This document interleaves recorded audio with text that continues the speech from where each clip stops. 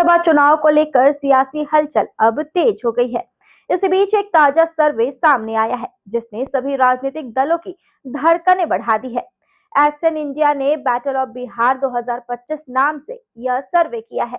इसमें NDA, India गठबंधन और प्रशांत किशोर की जन स्वराज पार्टी तीनों की स्थिति का आकलन किया गया। सबसे अहम बात यह है कि इस सर्वे में एनडीए और महागठबंधन दो अपने पुराने फॉर्म में ही दिखाई दे रहे हैं, लेकिन जन स्वराज पार्टी कुछ इलाकों में सरप्राइज फैक्टर बनी हुई है।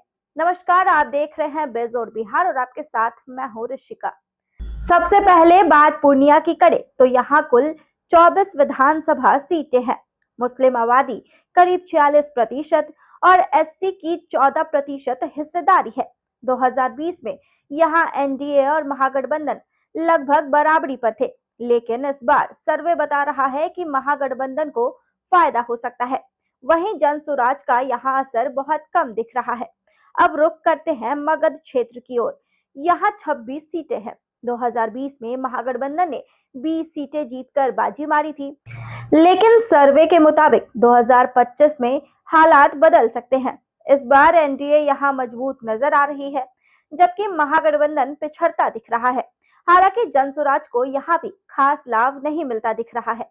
वहीं भोजपुर की तस्वीर भी दिलचस्प है। 22 सीटों वाले क्षेत्र में 2020 में महागठबंधन ने शानदार प्रदर्शन किया था, लेकिन इस बार सर्वे बता रहा है कि एनडीए को बढ़त मिल सकती है और महागठबंधन का ग्राफ नीचे जा सकता है। हालांकि जन स्वराज की पकड़ यहाँ भी कमजोर बताई जा रही है। अब बात करें भागलपुर की, तो यहाँ समीकरण थोड़ा अलग है। 12 सीटों वाले इस इलाके में मुस्लिम आबादी 45% है। 2020 में एनडीए ने यहाँ 9 सीटें जीती थी, लेकिन सर्वे बता रहा है कि इस बार महागठबंधन यहाँ बढ़त बना सकता है, जबकि जन स्वराज की स्थिति यहाँ उम्मीदवारों पर निर्भर करेगी। अब सारण का हाल भी चुनावी दृष्टि में अहम है। 24 सीटों वाले इस क्षेत्र में पिछली बार महागठबंधन ने बढ़त बनाई थी।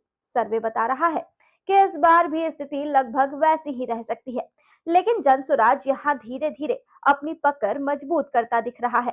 वहीं अंत में पटना की बात करें तो यहाँ कुल 21 विधानसभा सीटें हैं। 2020 में एनडीए और महागठबंधन दोनों के बीच कांटे की टक्कर रही थी। इसी के तहत इस बार सर्वे में कहा गया है कि यहाँ की स्थिति जस की तस बनी दिख सकती है, लेकिन सबसे बड़ी बात यह है कि जन स्वराज पार्टी यहाँ अच्छा खासा असर डाल रही है और कई सीटों पर मुकाबला त्रिकोणीय बन सकता है। तो कुल मिलाकर इस सर्वे से जो तस्वीर निकलकर सामने आती है वो यह है कि बिहार में 2025 का चुनाव एनडीए और इंडिया गठबंधन के बीच तो रहेगा ही, लेकिन प्रशांत किशोर की जन स्वराज पार्टी भी कुछ सीटों पर खेल बिगाड़ने की ताकत रखती है।